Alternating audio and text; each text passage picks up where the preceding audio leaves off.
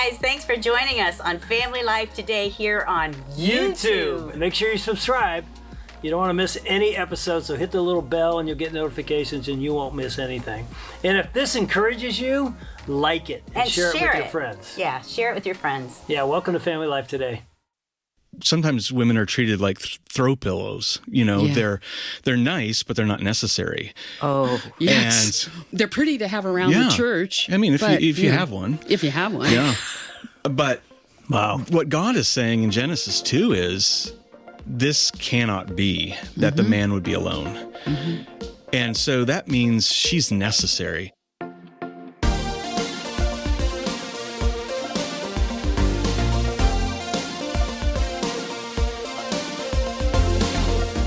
Welcome to Family Life Today, where we want to help you pursue the relationships that matter most. I'm Ann Wilson. And I'm Dave Wilson, and you can find us at FamilyLifeToday.com or on our Family Life app. This is Family Life Today.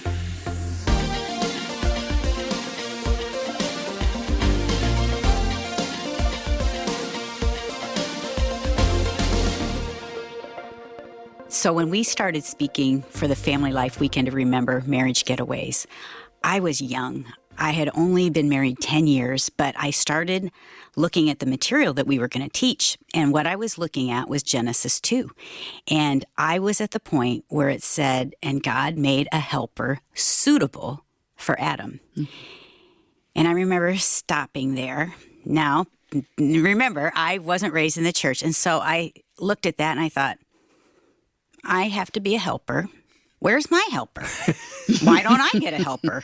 And so I was kind of mad about that. I remember you came to me and you're like, okay, you started discussing this. I was only 29. Yeah. And so then I think I'm just going to look up the word helper in the dictionary. I'm not looking up Hebrew. I'm just looking at, let's just see what helper says in the dictionary. And it says a gopher. A person who does the dirty work. Someone important tells them what to do. And I throw my hands up in the air. It's like, I can't teach this. Is this my role as a woman? Is this what I'm supposed to do? And so that was the beginning of my wrestling and my struggling and my yearning to know, what does God have for us as women? Yeah, and obviously, you're looking at a dictionary, and it wasn't even close to what that word actually means when God, wrote that down. So it was the beginning of a journey. Most women, I think so many of us are wondering, what is our role? Mm-hmm. What does God expect and want? And what does he call us? And so I think today is going to be a great day. Oh, yeah. If there's a question that's critically important for us to understand in the community of Christ, in the church, it's this question: male and female, man, woman, husband, wife, father, mother. And I tell you what, we have in the studio Eric and Elyse Fitzpatrick. Eric Schumacher in the studio. Welcome to Family Life Today. Thank you. Yeah, thank you. As you sit over there, I mean, I know, we have a unique pairing of, Eric, you're a pastor in Iowa. Elyse, you're a prolific author who's written a few more books than Eric, right? Yeah, a few more. Yeah. Just a few. Yeah. Like, what are you on now, 25? Yes, 25. Eric always says 24. What's he doing there? One of them's really bad. Pretty sure more than one. Yeah, but obviously written a lot of books, married, kids. You have a podcast that we actually had the privilege to be on called Worthy, and that was a book that you two did together. We had you in Family Life Today a couple of years ago talking about Worthy, which is a book about women being worthy. And Elyse, you've been on Family Life Today many times. So we're excited to have you guys back. And your book, Jesus and Gender, the subtitle is Living as Sisters and Brothers in Christ. So this is a big topic. And I would start right here. How did you two end up connecting and talking about the worthiness of women? Well, it all started with Twitter, where all good things start. It started with Twitter? It did. It started with Twitter. I'd been in a season of listening to stories of people who had been marginalized or abused, stories that for a large part of my life I would have just blown off and not listened to. And so as the Me Too movement started, I decided I want to listen to women and hear about what they're experiencing. And then as it moved into church too, I definitely wanted to listen. So I wrote this string of tweets that were the women in the Bible who were the first human beings to do certain things. And an organization asked me to turn it into an article, which I did. And Elyse saw both and invited me to be on her Family Front Porch with the Fitzes podcast, which was a lot of fun. And she said, you should turn this into a book. And I knew no one knew who I was and wouldn't publish me. So I said, you should write it with me. And a few months later, we were working together on an outline. Yeah, I was kind of in the same place he was. Not that I needed to all of a sudden discover the value of women, but I think that I was listening more carefully to women's stories, to marginalized people's stories. And so I was already primed to want to do something about that topic.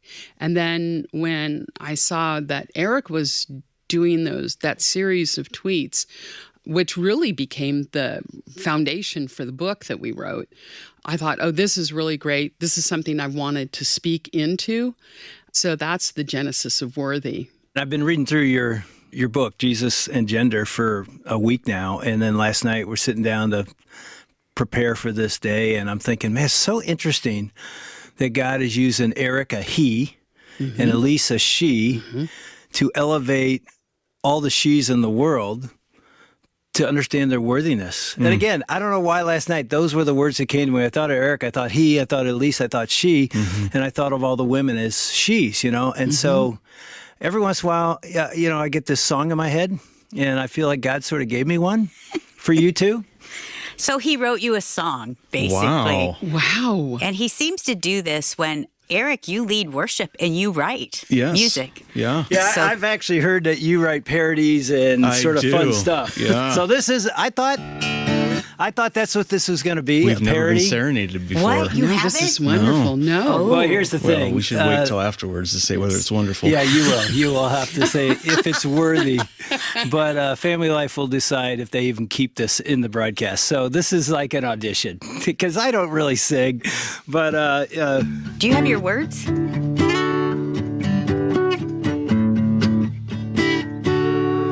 so, just again, last night sitting there, this is what came to me. And it's not funny. It ended up being more serious because I think what you're doing is powerfully elevating the dignity of women. So this is sort of what happened. Eric and Elyse have been called by God. A he and a she bringing dignity to the she's. They are revealing God's heart for she. They are freeing all she's to feel worthy.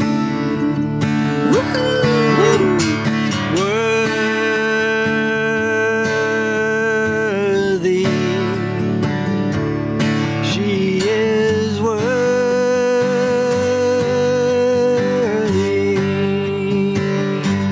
And God says, I see you. I hear you, and I want you to feel worthy.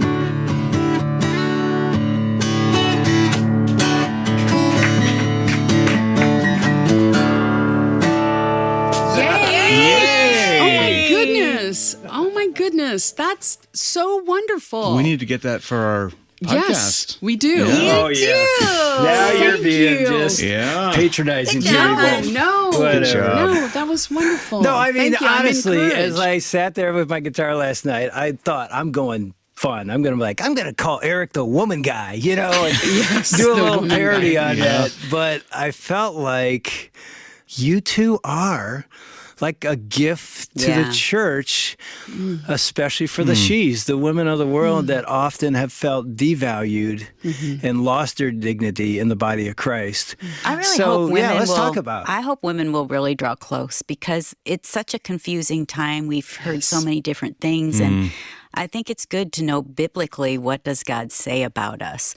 You're saying because of what Christ has done, Right. we are sons and daughters of the Yes. King. We are worthy. Yeah. So help us understand, where do we start? We start talking about male and female from God's perspective, and I love what you've done. Because you've said we need to bring the gospel to this conversation, Yes.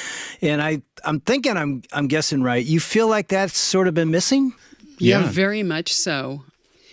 First of all, Dave, thank you. Thank you for that encouragement. Yeah. It means a lot. You're welcome. I think that in the discussions of gender and what roles women should play, men should play, it seems to me that the topic that's been missing is the gospel, and in particular, the incarnation. So when you start at Genesis, which is fine, talking about how men and women should relate, that's fine. But then if you start at Genesis and then don't remember Philippians 2, you're going to miss something. So I'd like to read just a short passage please from do. Philippians 2:5, and I'll just read 5 through 9. Adopt the same attitude as that of Christ Jesus. There's the imperative. There's the command. We are to have this attitude. And what we wanted to do in Jesus and Gender was say, we want to bring this attitude into our relationships as sisters and brothers. So what's the attitude? Who, existing in the form of God, did not consider equality with God as something to be exploited. Christ had preeminent authority, but perhaps I have some sort of authority, or Eric, you have some sort of authority. I don't want to exploit that authority.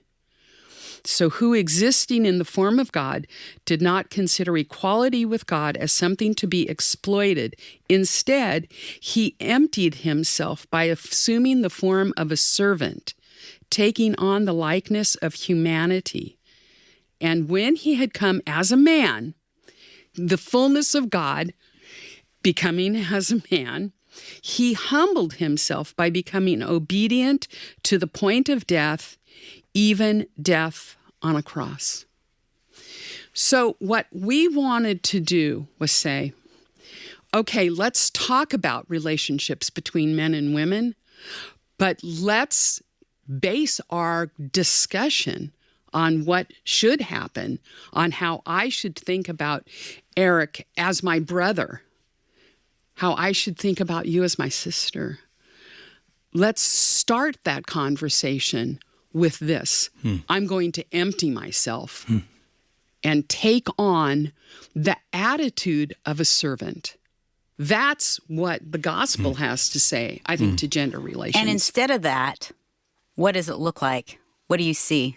Well, what it looks like is people staking out territory on both sides. Yeah. And that's, I think, one of the things that we wanted to say in this book was we're not staking out territory on either side.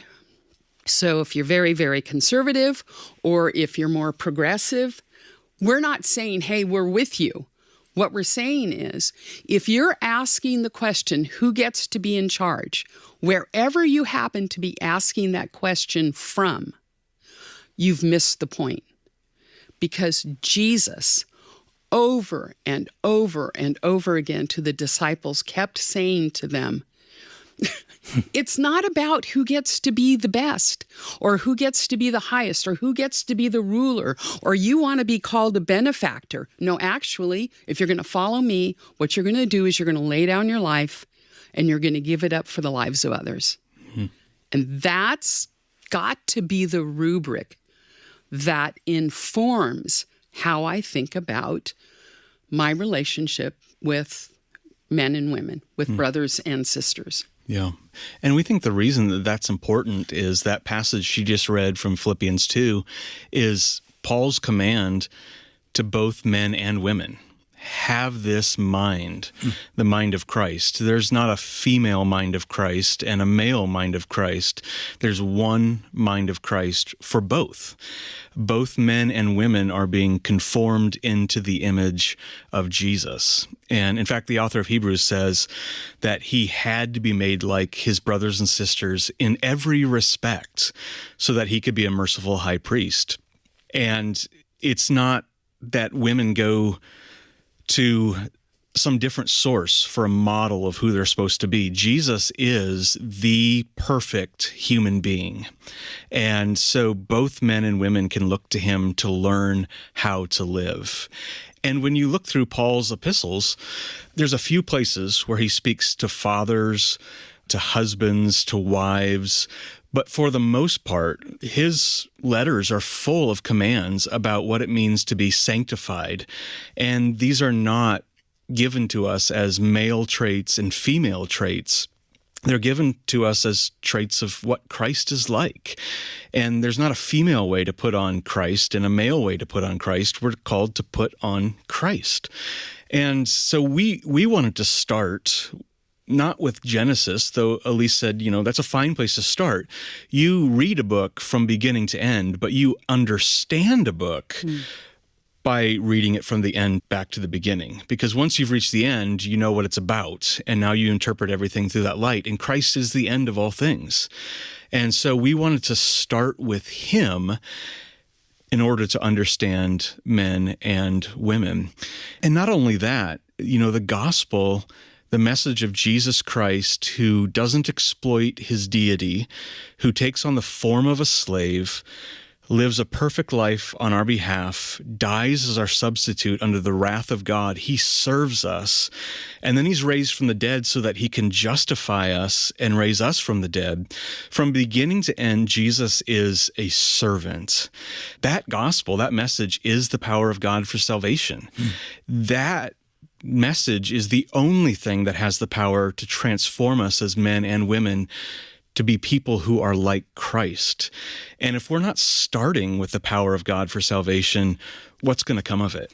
I think that's a really good place to start, because I'm just thinking back in my younger years. I'm kind of a strong woman, more of a leader. She understated that a little bit. She's a very My strong. mom- And it's one of the things I love about her. My mom was an amazing wife, but if I had to categorize her growing up, I would have said, my mom is a doormat, and my dad takes advantage of that. And so growing up, I thought, I will never be that. Then I give my life to Jesus, and I'm faced with this decision. What will I do? Yeah. And I like this because I am willing to lay my life down as a woman, knowing that Jesus has done that. Yes. And that Jesus isn't going to ask anything of me that wouldn't be good for me. And even as a woman listening, have you laid down your life and saying, Jesus, I'm willing to give you everything, and I'm willing to follow you. And I think as a woman, if you don't know the word, that can be scary, because all of these pictures come into your head of what it means to be a woman of God. Am I a doormat? Am I someone that can use my gifts of leadership Do or I have a voice? serving? Do I have a voice? But I like where you've started. One of the things that I love about what you just said, Anne, is that I want to make a decision to lay down my life. And one of the things that I think has really been missing in some ways is the understanding that as women, we have agency to freely lay down our lives. Yeah. And what that means is not that I become a doormat. What that means is that I am doing that from a position of strength. So from a position of strength, then I say, because Christ has done this for me, I am now free to give my life away. So as a woman, then, You talked about being a helper and that definition. Those words in Genesis about being a helper, those are not weak words. Those are powerful, almost militaristic words. Yeah, that word ezer in Yes, Hebrew, yes. you guys write about that. Explain what that means. Well, it basically means a strong ally, someone who comes alongside you to assist you in an important assignment. Most of the time it's used of God in his relationship to Israel. God is the helper of his people. And so we dare not define that word to mean subservient, weak, optional. Like one of our friends says, sometimes women are treated like throw pillows. They're nice, but they're not necessary. Oh, Yes. They're pretty to have around the church. I mean, if but, you have one. If you have one. Yeah. But Wow. what God is saying in Genesis 2 is this is really bad. That's what that not good means there. Yeah. This cannot be that the man would be alone. And so that means she's necessary. And what we see in Genesis, as God creates the woman from Adam's side, presents her to him, his first exclamation is, "This is bone of my bone and flesh of my flesh." He'd been presented animals before. They're not the same flesh. What he's saying there is not, this is someone different than me. He's saying, this person is the same as me. She has the same nature as me. And then Moses adds, this is the reason that a man will leave his father and mother and cling to or bond with his wife, and they will be one flesh. And it's interesting because in the culture of that day, it wasn't the man who left his family. The woman left her family and came to be part of his.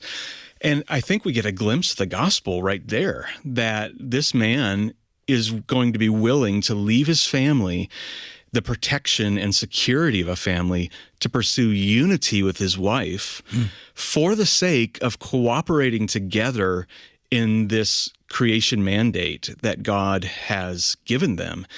And that's what it ought to look like today, that as brothers and sisters or husbands and wives, we ought to be willing to sacrifice for the sake of unity. I mean, that's even what Paul says to husbands.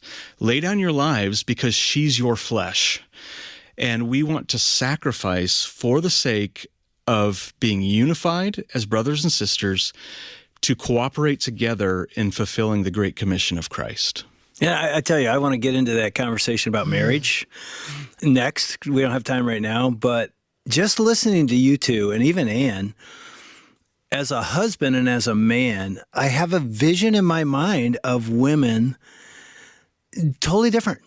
Honestly, I think I already had this vision. I understood Ezer. I've studied that, from the journey Ann talked about, from when we thought it was just helper and helpmeet and to that equal partner and confidant. There's a part of me that I saw a vision of women being so valuable and worthy that I don't ever want to look at Ann when you said throw pillow, I'm like, oh my goodness, that has been so often what we've done. And you have just given us God's vision for men and women from Philippians 2. What a perfect place to start, to say, and it starts give with it all that away. surrender. Yeah. And have you done that? Have I done that? Because it's something that we don't just do one time, but it's an act of obedience of doing it over and over. Jesus, I lay down my life for you today, and how do you want to use me today?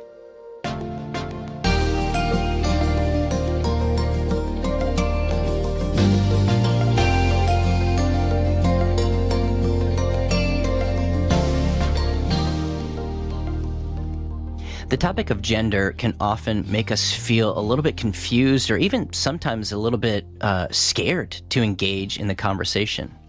But when we look to Jesus himself, the suffering servant, the gentle and lowly example of what it means to lay down your life and give it to others, things start to become very, very clear. Dave and Ann Wilson have been talking today with Elyse Fitzpatrick and Eric Schumacher. They've written a book called Jesus and Gender, Living as Sisters and Brothers in Christ. By becoming more like Jesus and coming to Jesus, women and men can find rest. Men and women are allies in God's mission. You could find Jesus and Gender in our Family Life Resource Center by heading to our website, FamilyLifeToday.com, and order a copy there. Or you could give us a call at 1-800-358-6329. That's 1-800-F as in family, L as in life, and then the word today. Now, many of you know that the ministry of Family Life Today is listener supported. So when you head to our website at FamilyLifeToday.com and make a donation of any amount, we're going to send you a copy of So Long Normal. Laura Story was on our program earlier this week talking about what it means to process the trauma of the loss of our normal. We believe in this resource so much. So when you make a donation of any amount at FamilyLifeToday.com, we're going to send you a copy of Laura Story's book, So Long Normal, as a way of saying thank you for helping to support this ministry. Again, you can find us at FamilyLifeToday.com, or you could call us at 1-800-358-6329. That's 1-800-F as in family, L as in life, and then the word today. If this conversation today or any of our Family Life programs have been helpful for you, we'd love for you to share today's podcast with a family member or friend. And wherever you get your podcasts, it could really advance the gospel effort of what we're doing at Family Life if you'd scroll down and rate and review us. Now, tomorrow, Dave and Ann Wilson are going to be continuing their conversation with Elyse Fitzpatrick and Eric Schumacher about readjusting our mindset when it comes to men and women, centered around specifically God's Great Commission. That's coming up tomorrow. We hope you can join us. On behalf of Dave and Ann Wilson, I'm Shelby Abbott. We'll see you back next time for another edition of Family Life Today.